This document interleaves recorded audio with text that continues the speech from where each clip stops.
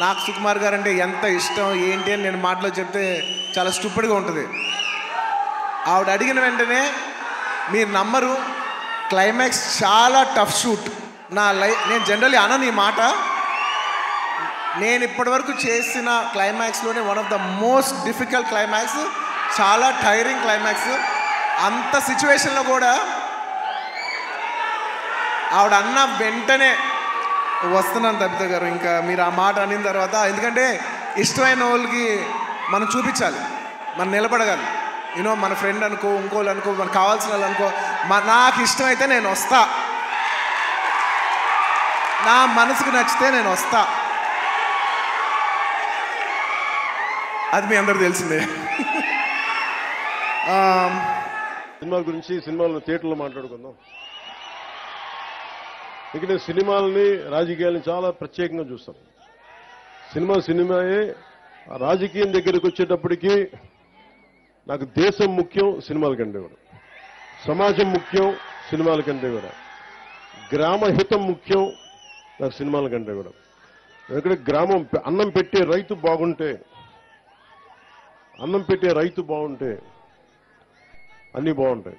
అలాగే గ్రామాలు పచ్చగా ఉంటే దేశం పచ్చగా ఉంటుంది. అందరి దగ్గర డబ్బులు ఉంటేనే సినిమాలు ఆడతాయి.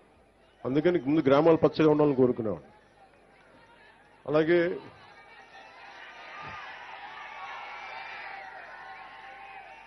ఇంకొక ఇద్దరు పేర్లు చెప్పడం మర్చిపోయాను, క్షమించాలి.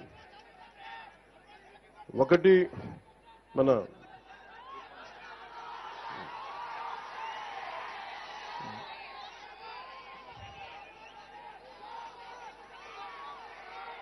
రైల్వే కూడూరుని నియోజకవర్గం జనసేన గెలుపు కోసం ముందుండి నడిపించిన రూపానందరెడ్డి గారికి నా ప్రత్యేక ధన్యవాదాలు, కృతజ్ఞతలు.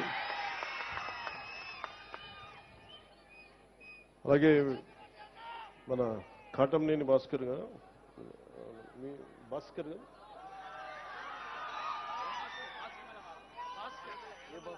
యనమల సీట్లు ఇచ్చేటప్పుడు చాలా కష్టం, ఇది చెప్పేసి సభలోకి వెళ్దాం. యాక్చువల్లీ యనమల భాస్కర్ గారిని మన రైల్వే కూడూరుకి నేను చేశాను. కానీ ప్రత్యేక పరిస్థితుల్లో కాదని మన ఆరవ శ్రీధర్ గారిని పెట్టుకున్నప్పుడు మనస్ఫూర్తిగా ఆయనకు సహకరించిన యనమల భాస్కర్ గారికి మనస్ఫూర్తిగా నా ధన్యవాదాలు తెలుపుకుంటున్నాను. ఇక్కడ నేను పార్టీ కోసం పనిచేసి ముందుకు వస్తామన్న వ్యక్తుల్ని నేను పోగొట్టుకునే వ్యక్తిని కాదు, మనుషుల్ని కలుపుకునే వ్యక్తిని తప్ప విడగొట్టే వ్యక్తిని కాదు, దూరం పెట్టుకునే వ్యక్తిని కాదు. సందర్భంగా తెలియజేసుకుంటాం. ఆ గ్రామాభివృద్ధికి ఏది ఎలా చేయాలంటే గ్రామ సభ చాలా కీలకం మనకి. ఇది మన ఆంధ్రప్రదేశ్, మన భారతదేశంలోనే పంచాయతీరాజ్ వ్యవస్థను ప్రవేశపెట్టిన రెండో రాష్ట్రం అంది రాజస్థాన్ తర్వాత. అంటే మనం అంత పంచాయతీరాజ్ వ్యవస్థని అంత ముందుండి తీసుకున్నాం మనం. గత ప్రభుత్వంలో అలాంటి పంచాయతీరాజ్ వ్యవస్థని ఎంత బలోపేతం చేయొచ్చో అంత బలోపేతం చేయొచ్చు. కానీ దురదృష్టం, గత ప్రభుత్వం దాదాపు 51,000 కోట్లు, ఇంకా సరిగ్గా చెప్పాలంటే 50 కోట్ల, గత ప్రభుత్వం 41,000 కోట్ల రూపాయలు జాతీయ ఉపాధి హామీ పథకం కింద ఖర్చు పెట్టామని చెప్పి కేవలం 15,000 కోట్లు మాత్రమే ఖర్చు పెట్టిన, అంటే కనిపిస్తున్నాయి రోడ్ల మీద మనకి ఖర్చుగా.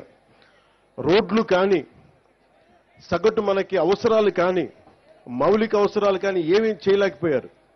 ఈ మిగతా 25,000 కోట్లు ఏమైపోయినాయో, ఎట్లా వెళ్ళిపోయినాయో ఎవరికీ తెలియదు.